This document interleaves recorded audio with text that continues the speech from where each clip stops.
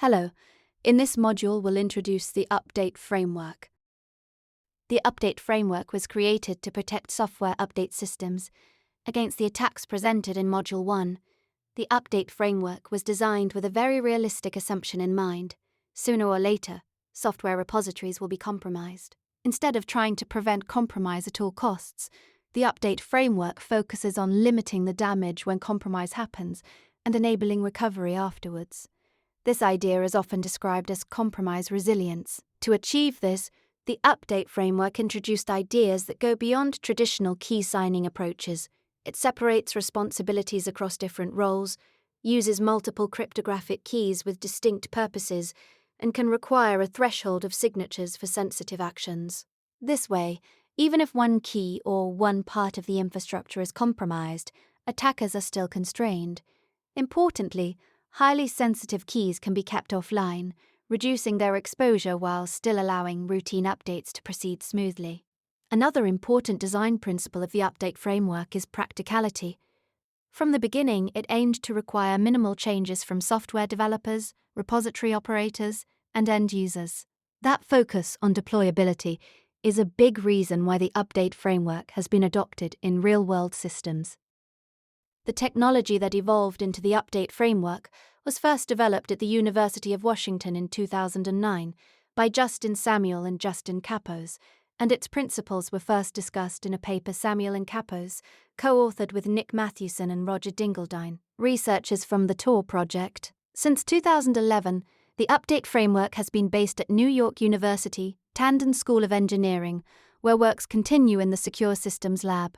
Since 2017, the update framework has been hosted by the Linux Foundation under the Cloud Native Computing Foundation. In 2019, it reached graduated status, indicating a high level of maturity, stable governance, and security review. Notably, it was the first security-focused project and the first led by an academic researcher to reach that level within the Cloud Native Computing Foundation. To date, the list of tech companies and organizations using the update framework includes IBM, VMware, Docker, DigitalOcean, Microsoft, Google, Amazon, and Cloudflare. Furthermore, the update framework has been adapted in many domains. A notable example is Uptane, an adaptation of the update framework principles specifically designed to protect software updates in vehicles. Uptane was named one of the top security inventions for 2017 by Popular Science. The goal of the update framework is to securely distribute target files through a software repository. Target files can be binaries, manifest files, verification keys, and others. In order to achieve this, the update framework uses metadata files. Metadata files are stored in the same repository as the target files and include information that is used by update clients for verifying the correctness of the software repository and for discovering new versions of target files. From a technical perspective, the update framework does not mandate a specific data format for metadata files. In the rest of this training, we will use the JSON encoding. At a minimum, the update framework defines the following 4 metadata file types: root, targets, snapshot, and timestamp. Each metadata file is managed by a corresponding role. Each role is associated with one or more cryptographic keys used for signing the metadata file. A metadata file may have to be signed by more than one keys. In addition to the main metadata file types and roles, the update framework allows for delegated metadata files and roles. Delegations make it possible to distribute responsibility, allowing different entities to manage subsets of the target files. Each metadata file includes 2 top-level objects called signed and signatures. The signed object contains a dictionary whose contents are specific to the metadata file type. Regardless of the type, this dictionary always includes the following fields: type, which indicates the type of the metadata file; spec version, which is a string indicating the version of the update framework specification that this metadata follows; version, which is an integer greater than 0, indicating the version of the metadata file itself; expires, which is a date-time string that specifies when the metadata file should be considered expired and no longer trusted. The signatures object is an array of signatures. Each signature is represented as a dictionary with two fields, a key identifier, which identifies the key used to generate the signature, and a signature value, which is the hex-encoded signature over the canonical form of the signed object. The root metadata file defines which keys are authorized for all roles, except delegated roles. Any revocation or replacement of a role key is performed by updating the keys listed in this file. In addition to the common fields discussed previously, the signed portion of the root metadata file includes the following fields: consistent snapshot, which is an optional Boolean flag that indicates whether the repository supports consistent snapshots. We will discuss consistent snapshots in more detail later in this module. Keys, which includes key objects. Each key object is identified by a key identifier and includes fields related to the key type, the signature scheme used by that key, and the public portion of the key. Roles, which associates keys to roles. The root, snapshot, timestamp, and target's roles must be specified here.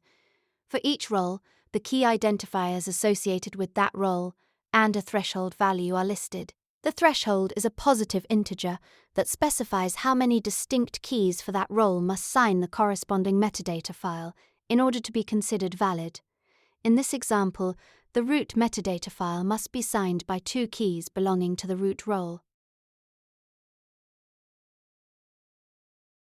In a repository of the update framework, there is one target's metadata file, signed by the target's role. Furthermore, if there are target files delegated to other entities, there is a target's metadata file per delegation, signed by the corresponding delegated role. For example, in this slide there is a target file called logo and a delegated role called art, which is responsible for signing the corresponding target's metadata file. We will talk about these roles shortly. Together, these metadata files describe which target files are available in the repository. Let's see the contents of target's metadata files in more detail. In addition to the common fields discussed previously, the signed portion of the target's metadata file includes the following fields: targets, which includes objects that provide information about the protected target files. For each target, the path to the target file, its length, and a dictionary of one or more cryptographic hashes of the file are provided. Delegations, which is an optional field where additional keys, structured in a similar way to the keys in the root metadata file, and delegated roles are defined. Each delegated role is defined by a name. Additionally, for each role are defined a list of key identifiers, a list of paths, or a list of hashes of paths corresponding to the delegated target files, and a threshold of signatures. Paths may be absolute or may use Unix shell-style pattern matching. Finally, each delegation indicates whether it is terminating or not. As already said, for each delegation, there exists in the repository a target's metadata file named after the corresponding delegation role name. The snapshot metadata file is signed by the snapshot role. It must list the version numbers of target's metadata file and all delegated targets metadata files. It may also list their lengths and hashes.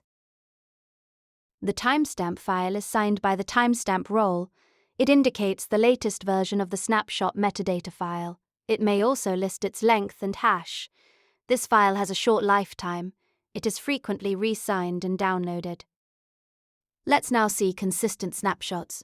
Consistent snapshots ensure that every client sees a self-contained view of the repository, which remains stable for the duration of the client's update process. To achieve this, the repository follows specific rules when naming metadata and target files. For metadata files, every metadata file is named with its version number embedded in the file name. A metadata file is normally named after its role and an encoding-specific extension, for example root.json. With consistent snapshots, the version of the file is prepended in its name, for example 2.root.json. This rule is used for naming all metadata files. There is an exception to versioned naming, the timestamp metadata file. Timestamp metadata must always be written without a version prefix. This is because the timestamp is the only metadata file that clients fetch without knowing its version in advance. For target files, consistency is achieved using content addressing. Each target file is written using its cryptographic hash as part of the file name, in the form #filename extension. When a repository uses consistent snapshots, this fact must be explicitly declared. The root metadata includes a Boolean flag indicating that consistent snapshots are enabled. Regardless of whether consistent snapshots are used, all released versions of the root metadata must always remain available. This ensures that even very old clients can safely update their trust anchors and eventually reach the latest state of the repository. Let's now see in more detail the update process. The client first records a fixed update start time. This time reference is used throughout the update process to consistently evaluate metadata expiration and to detect freeze attacks, even if the update takes a long time to complete. The client first loads a trusted copy of the root metadata, which is provisioned out of band, and serves as the initial trust anchor. From this starting point, the client then recursively updates the root metadata to reach the latest available version. Concretely, the client begins with the currently trusted root version, N, and attempts to download version N+1 from the repository.